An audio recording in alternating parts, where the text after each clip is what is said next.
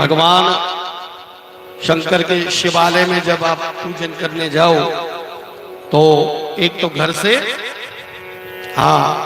घर से लोटा लेकर और उसमें पहले क्या डालना, लोटे में पहले डालना गंगा जल और उसके बाद ऊपर स्वच्छ जल भरो और फिर लेकर जाओ शिवालय में। और पहले उनके जो द्वार होता है, मंदिर के बाहर कितना भी दरवाजा लगा हो, लेकिन शिव के द्वार का कपाट नहीं होता, वो खुला रहता है।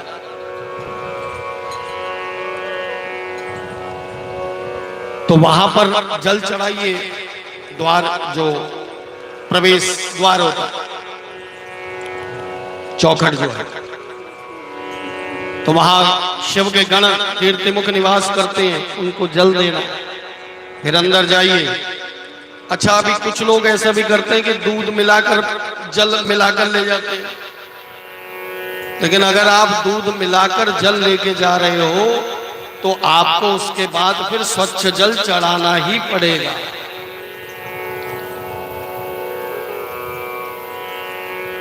स्वच्छ जल चढ़ाना ही पड़ेगा। इसलिए भले ही थोड़ा सा दुग्ध हो, कोई बात नहीं, पहले दुग्ध चढ़ा दीजिए, उसके बाद फिर जल चढ़ा दीजिए। इसलिए आपने देखा होगा रुद्राभिषेक आदि में भी जब जल चढ़ता है तो उसके बाद स्वच्छ जल जरूर अवश्य चढ़ता है। शुद्धोदक स्नान कहते हैं उसको। क्या कहते हैं? पहले हो सके तो गंगा जल से करिए। और भगवान शंकर का जो शिवालय है, जो परिवार उनका है, शिव पंचायतन बोलते हैं जिसको, तो वहां पर भगवान शिव पर जल, शिवलिंग पर जल सबसे आखिरी में चढ़ता है। पहले आपने बाहर चढ़ाया, फिर आप अंदर गए तो बैठकर पहले गणेश जी को जल चढ़ाइए, फिर आदिशक्ति को चढ़ाइए, कार्तिक जी को चढ़ाइए, कार्तिकेय जी को, नंदीश्वर को, और जहां बाहर नंदीश्वर है तो फिर बाहर ही चढ़ेगा पहले। उसके बाद जो जलहरी में सर्प देवता हो, नाग देवता हो, उनको चढ़ाइए तब। और अगर वहां पर कुछ मटका वगैरह रखा हुआ है जिस पर जलधारा चल रही है तो थोड़ा सा उस पर भी डालें, तो उस पर अगर आपका 2-4 बूंद जल भी चला गया तो फिर वो आपके नाम का भी चढ़ता रहेगा। और उसके बाद जो जल बचे फिर भगवान शंकर के ऊपर जल की धारा दीजिए। और शिवालय में प्रवेश के लिए क्या क्या चीजें आवश्यक हैं? त्रिपुंड हो, त्रिपुंड ना भी हो तो भस्म लगी हो, और रुद्राक्ष। अगर बिल्कुल भी रुद्राक्ष नहीं मिल पा रही है तो फिर दूसरा यदि स्फटिक भी हो तो चल जाता है, भले ही वो एक दाना क्यों ना हो। एक दाना भी अगर आप हाथ में बांध के चले जाओ तो फिर स्वीकार है। और भगवान शिव को जल चढ़ाने के बाद जो सबसे अधिक प्रिय वस्तु कही गई है वो बताई है।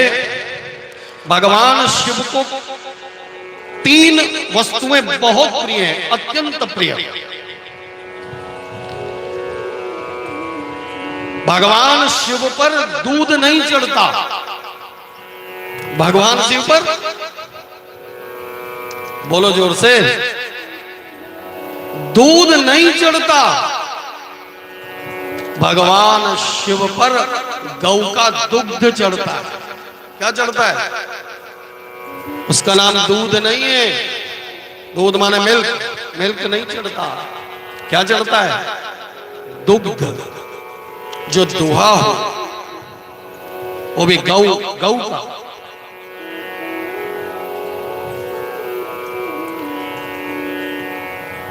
कुछ लोगों को तो मैंने देखा कि थैली पकड़ी और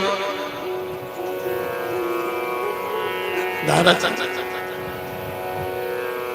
मत चढ़ाओ, कोई आवश्यक ही नहीं है। अगर नहीं है तो कोई बात नहीं, लेकिन अगर भले ही 2 बूंद चढ़ाओ, भले ही थोड़ा सा चढ़ाओ कटोरी से, लेकिन अगर शिव पर अगर आपको दुग्ध चढ़ाना है तो फिर गौ का दुग्ध ही चढ़ाइए। गंगा जल चढ़ा लीजिए अगर नहीं है, लेकिन ये थैली वाले, ये केमिकल वाले दूध मत चढ़ाया करो, मत चढ़ाया करो।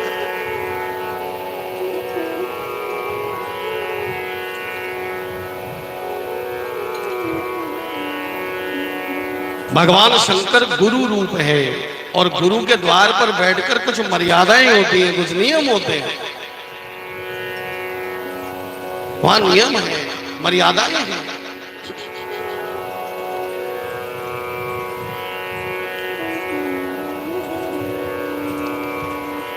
इसलिए एक तो भगवान शिव को प्रिय है दुग्ध, क्या प्रिय है, इसलिए आज से दूध मत चढ़ाना। जब भी चढ़ाओ क्या चढ़ाओ, दुग्ध चढ़ाइए जो दुहा हो गौ का।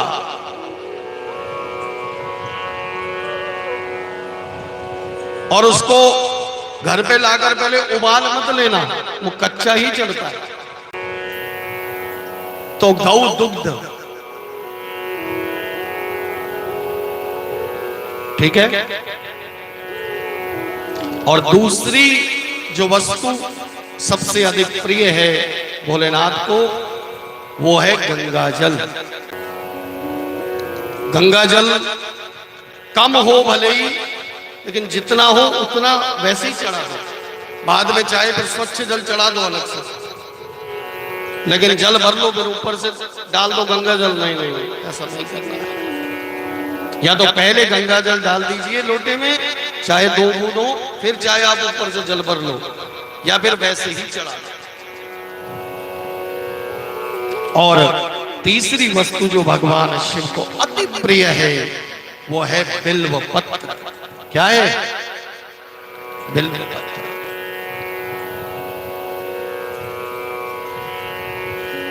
बिल्व पत्र, बिल्व फल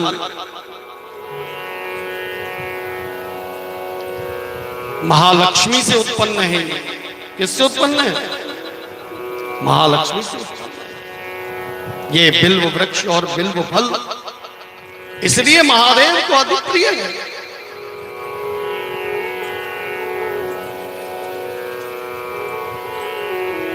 और एक बिल्व पत्र यदि आप भाव से चढ़ाएं, लेकिन बिल्व पत्र होना कैसा चाहिए,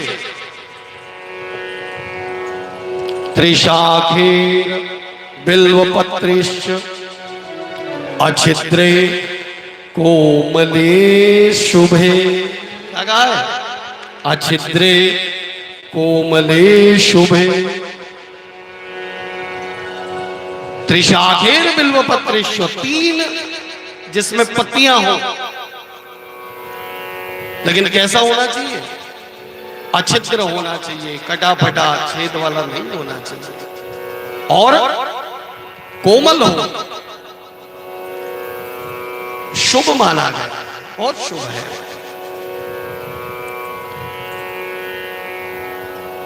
और बिल्व पत्र के लिए तो ऐसा कहा जाता है कि यदि आपके पास प्रतिदिन बिल्व पत्र चढ़ाने के लिए नहीं है तो एक बिल्व पत्र 7 बार चढ़ सकता है। कितनी बार, कोई ऐसा पुष्प, कोई ऐसा पत्ता नहीं है जो 7 बार चढ़े, लेकिन बिल्व पत्र ऐसा है जो कितनी बार चढ़ सकता है, 7 बार। जैसे बिल्व पत्र चढ़ाया आपने, पूजन पूरा हुआ, फिर नहीं है अगर आपके पास तो उसको आराम से उठा लो और उसको आराम से साफ करके और फिर रख दो पूजन के लिए। और कोशिश करनी चाहिए किसी चंदन से उस पर तीनों पत्तों पर या तो जय श्री राम लिखो या ओम नमः शिवाय। तीनों पत्तों पर ओम नमः शिवाय। अगर आप 108 बिल्व पत्र चढ़ाएंगे तो जब आप लिखेंगे तो 108 बार आपका क्या हो जाएगा, जप हो जाएगा, माला हो जाएगी। भगवान शिव अति प्रसन्न होते हैं इससे। हमारे गुरु रूप थे, वो अपने यजमान से केवल एक ही काम करवाते थे।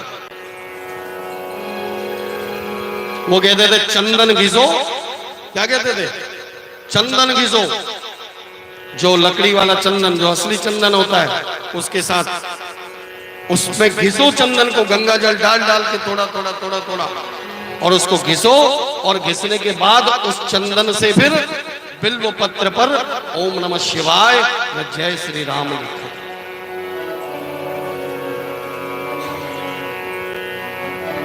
कोई एक नियम हो, लेकिन ऐसा पक्का नियम हो, आप ये लगाओ और चढ़ा दो।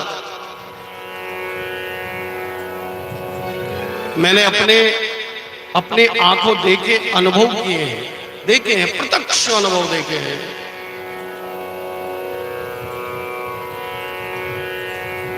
लोगों की जो भी मनोकामनाएं हैं वो पूरी होती मैंने देखी है। कितने कितने वर्षों तक जिनके संतान नहीं थी, रुद्री पाठ से, एकादश रुद्री पाठ से और इस तरह से बिल्व पत्र आदि चढ़ाने से उनको संतान प्राप्ति हुई है।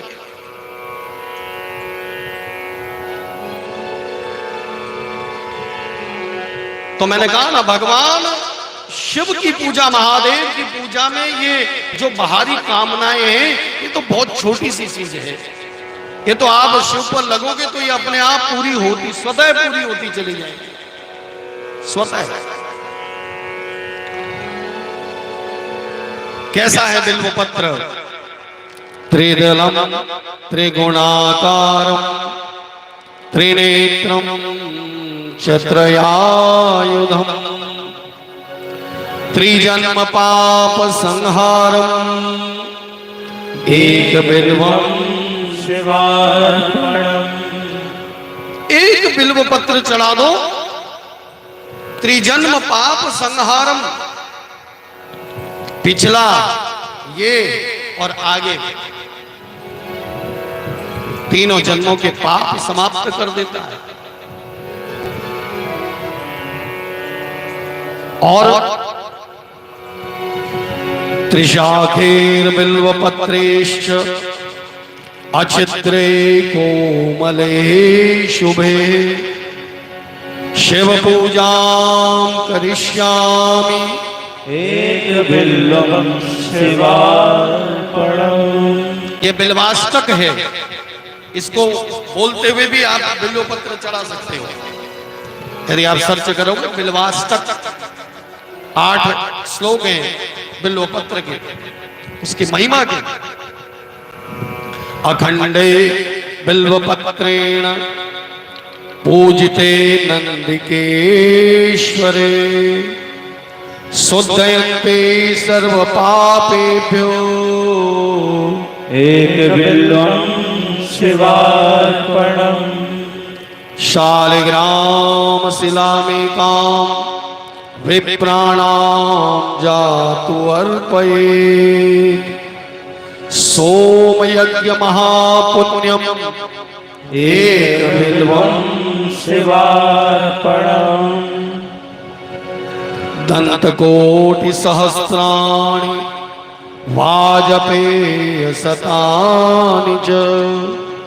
और कह दिया कोटि कन्या महादानम एक बिल्वं शिवार्पणम्। 1 करोड़ कन्यादान का जो फल है वो एक बिल्व पत्र चढ़ाने से मिल जाता है। और लक्ष्म्याः स्तन्तोत्पन्नं महादेवस्य च प्रियं बिल्ववृक्षं प्रियच्छामि एक बिल्वं शिवार्पणम्। दर्शनं बिल्ववृक्षस्य सर्वसंपापनाशनम् अघोर पाप संहारम् एक बिल्वं शिवार्पणम्। मूल तो ब्रह्म रूपाय मध्य तो विष्णु रूपिणे अग्रतः शिव रूपाय एक बिल्वं शिवार्पणम्। बिल्वाष्टकमिदं पुण्यं यः पठेत् शिव सन्निधौ सर्वपाप विनिर्मुक्तः शिवलोकमवाप्नुयात्। मूल तो ब्रह्म रूपाय। ये बिल्व पत्र क्या है, आप थोड़ा ध्यान दीजिए। ये बिल्व पत्र ब्रह्मा विष्णु और शिव का रूप है।